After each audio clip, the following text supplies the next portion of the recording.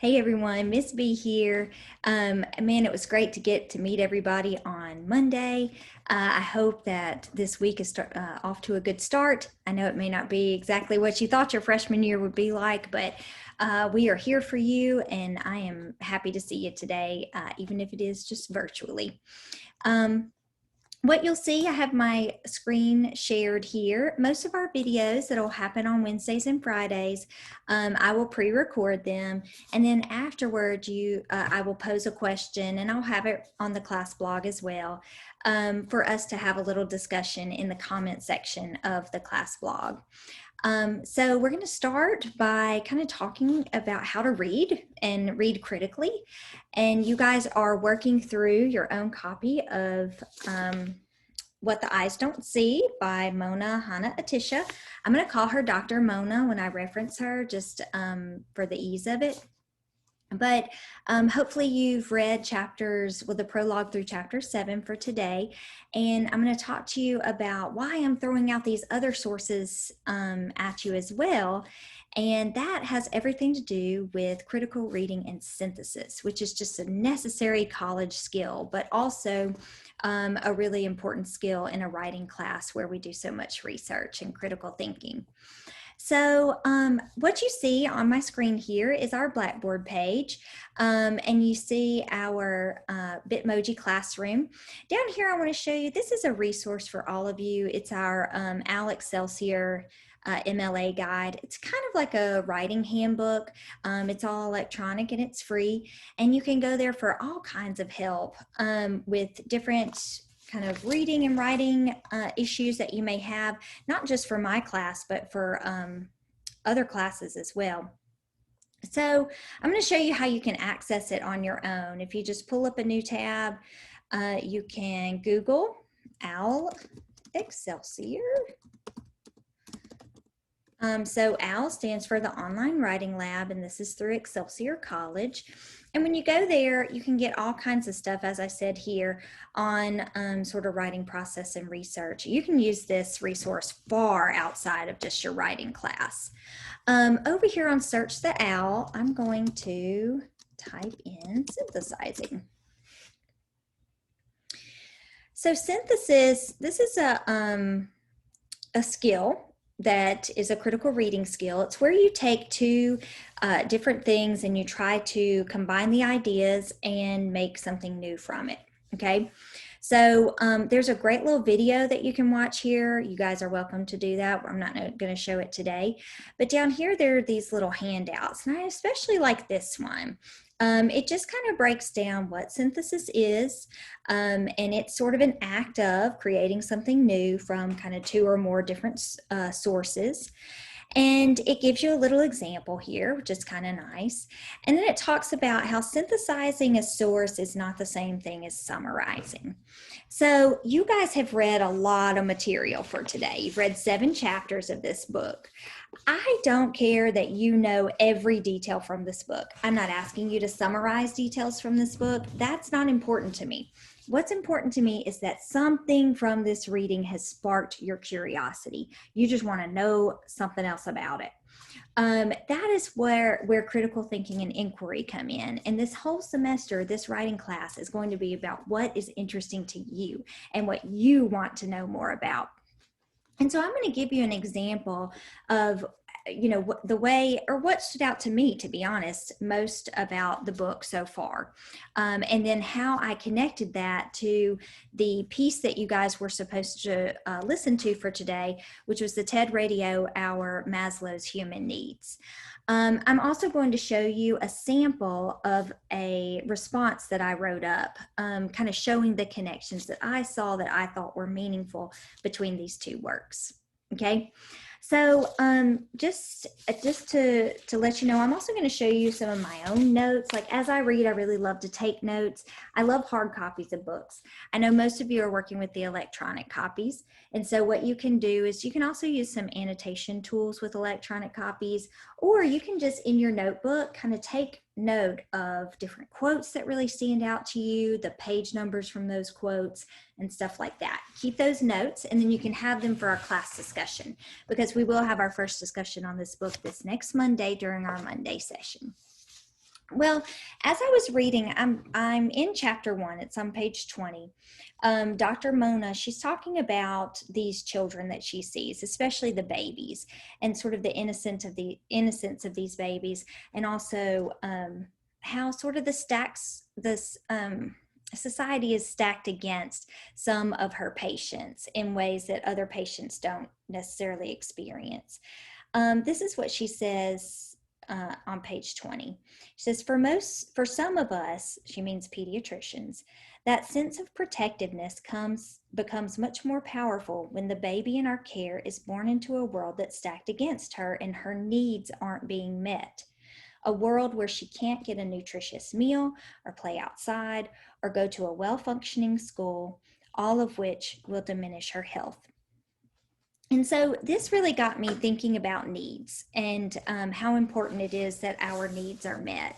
And of course, the entire TED Radio Hour piece here is about Maslow's hierarchy of needs.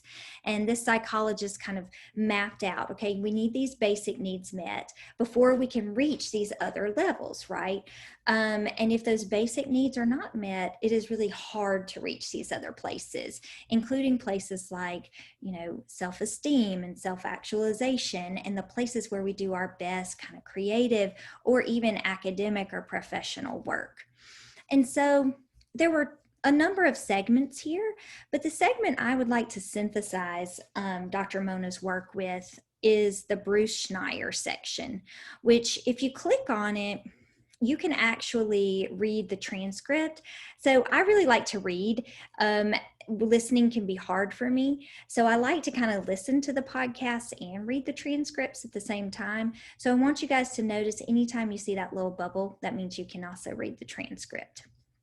So as I was listening to this, it really stood out to me, this idea of security. So security, according to Maslow's hierarchy, is the second level. So you have to have those basic needs met, things like food, shelter, clothing, sleep, water, all of those things. And then you can move to this next level, which is this feeling of security. And so Schneier offers us this interesting tidbit. He says that security is actually two things. It's a feeling of security and then the reality of your security. And so I started thinking about those babies from Dr. Mona's book, and this idea of babies tend to feel secure as long as they're being fed enough, as long as they're getting adequate sleep, and they have like this affection from a parent. However, Dr. Mona's patients, for so many of them, their reality is not secure. So even though the babies may feel secure, they're actually living in a really insecure environment. So I'm going to show you what I wrote here, because you guys are about to do this in the comment section below. So you're going to write about the connections you found between the chapters you read in the book and then also the TED Radio Hour segment that you listened to, okay? And so here's how I sort of structured my response. Notice this response is not terribly long. It's around 250 words. But when you do write your response today in the comment section, I want you to make sure that you reference both sources, because the idea is that you're trying to find these connections between them. So here's mine. I wrote, after reading the first section of Hannah Atisha's book, What the Eyes Don't See, and listening to the TED Radio Hour podcast titled Maslow's Human Needs, I felt really curious about the idea of the need for security. All of the needs are interesting, but this idea that we actually need the feeling of security to thrive stood out to me most. I was especially interested in the Bruce Schneier segment, where he gives us two aspects of security, the feeling and the reality.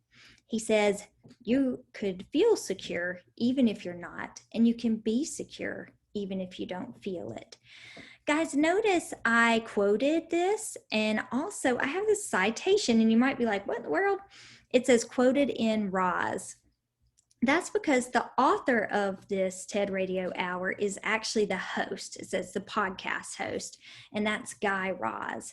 And Schneier is saying this quote, but he's not actually the author of the source. The author is Guy Raz. And so when you have that, when you have someone quoted within another source, when you cite it, you actually say QTD quoted in Raz. Okay, and Raz is the last name of our author in this case.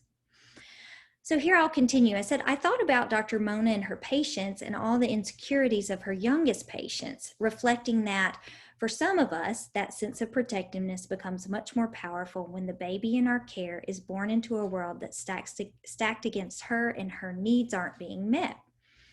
It makes me think about how these babies feel secure when they're held by their mothers and families, but that their reality, as Schneier points out, is different. They are actually living in a town with many insecurities, social, economic, and even environmental, like the security of their water safety, another basic need that isn't being met by these families. I'm curious about how security will function in the rest of the book as well. Okay, so this is a pretty basic synthesis reading response, and that's what I want you to do today in the comments below. I want you to figure out, what is it that you're most drawn to as you're reading this book, and how can you connect it to some of these different sources that I am throwing your way. And a lot of them are based on needs and security and insecurities, and some of the systems that are set up that might be really holding back those in our country who are most vulnerable. So I hope this helps make sense. I want you to do this in our discussion board below in the comments section. You might want to write it like on a Word document or a Google Doc or something, and then copy and paste it into the comment section here below.